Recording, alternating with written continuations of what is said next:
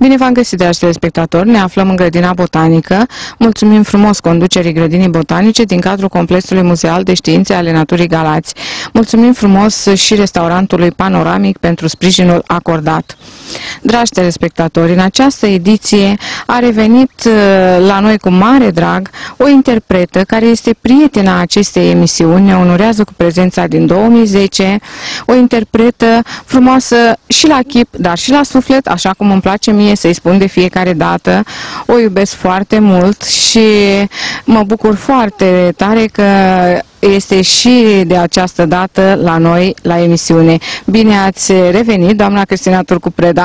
Vedeți, după cum vedeți, am emoții de fiecare dată. Vă iubesc foarte, foarte mult. S-a legat o prietenie frumoasă între noi de atâția ani și sunt foarte bucuroasă că bună ziua sunteți iarăși alături de noi. Bună ziua și bine v-am regăsit pe tine în primul rând, Maria, și pe publicul de telespectator. Pentru mine este o bucurie și în același timp și o onoare că mă aflu din nou aici la Galați, în mijlocul publicului care știu că mă iubește foarte tare, dar înainte de toate eu știu și am simțit din 2010, exact cum ai spus tu, că mă iubești foarte mult și acum când spun cuvântul că mă iubești foarte mult, să știi că îl simt așa, știi, în lăuntrul sufletului meu. Mulțumesc încă o dată de invitație.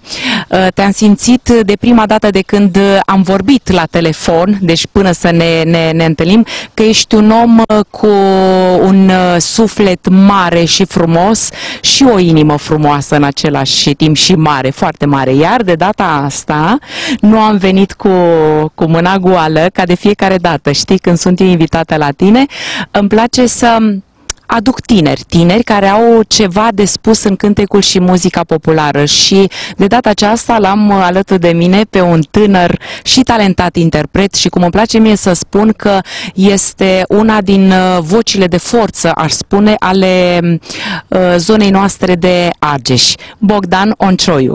Bine ai venit, Bogdan! Bună ziua, bine v-am găsit! Să știți că pentru mine este în premieră să fiu alături de dumneavoastră la această televiziune frumoasă.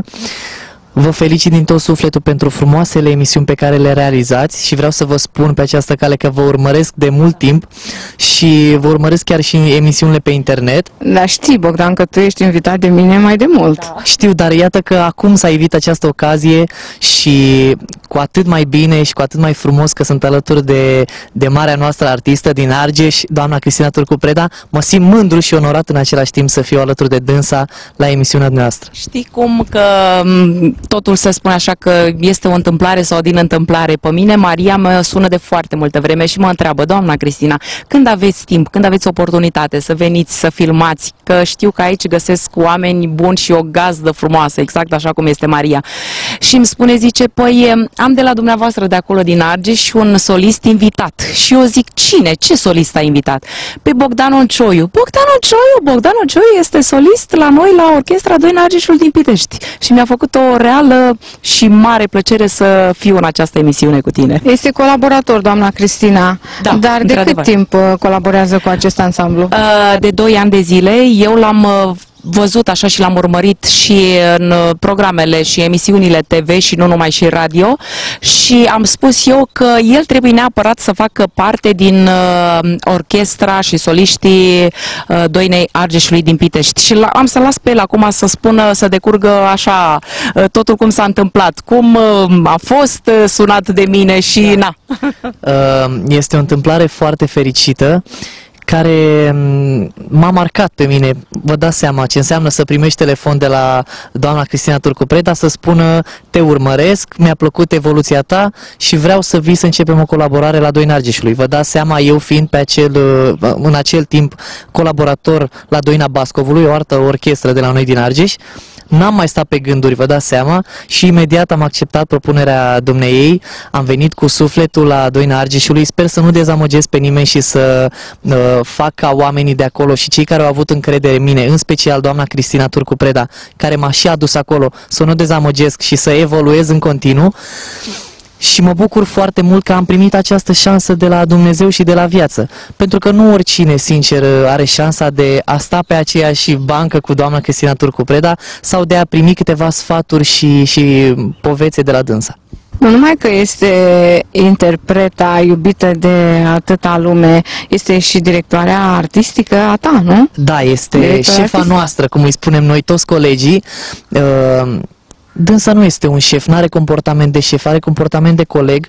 În primul rând, ne înțelege omenește la orice chestie sau la orice doleanță noastră.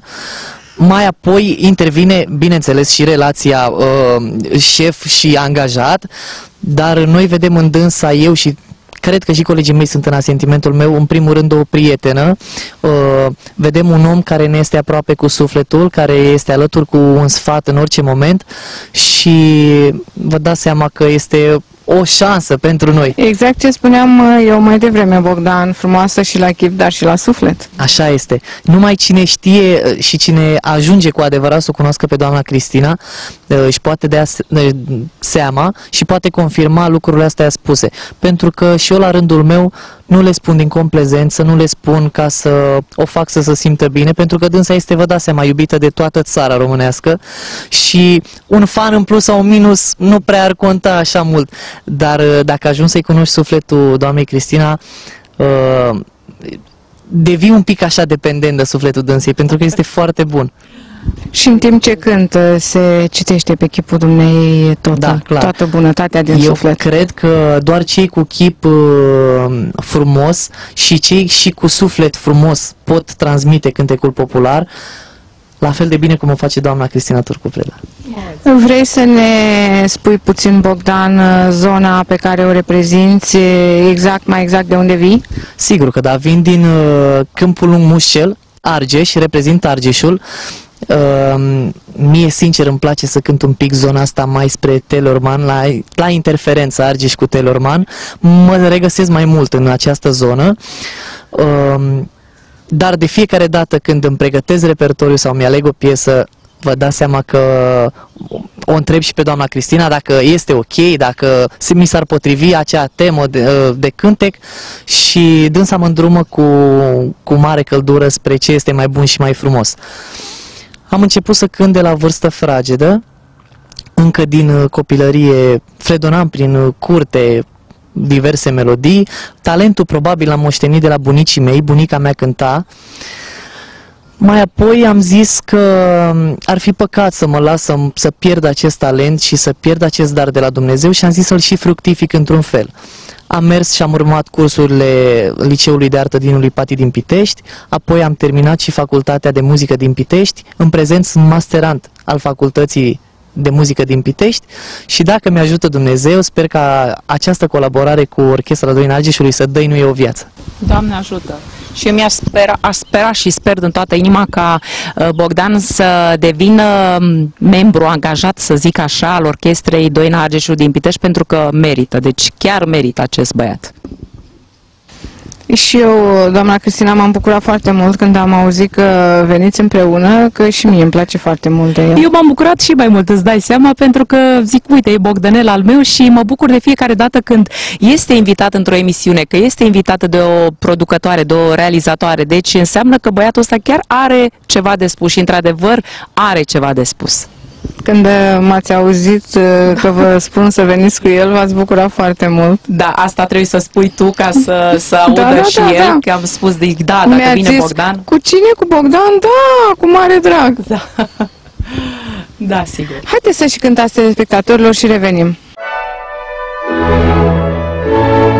Doamna Cristina, aș vrea să spuneți telespectatorilor cum este o zi din viața dumneavoastră când nu cântați.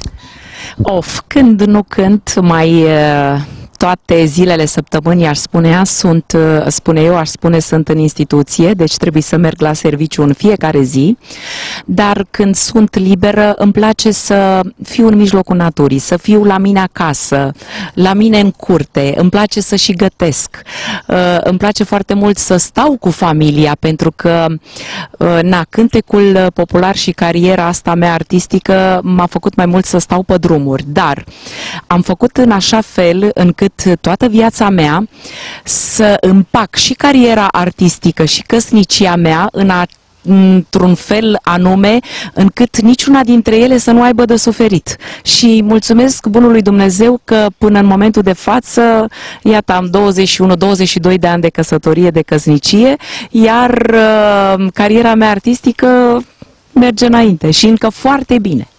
Soțul dumneavoastră este alături de noi astăzi, v-a ajutat să ajungeți și mulțumesc foarte mult pe această cale. Întotdeauna îmi este alături, știi destul de bine. Da.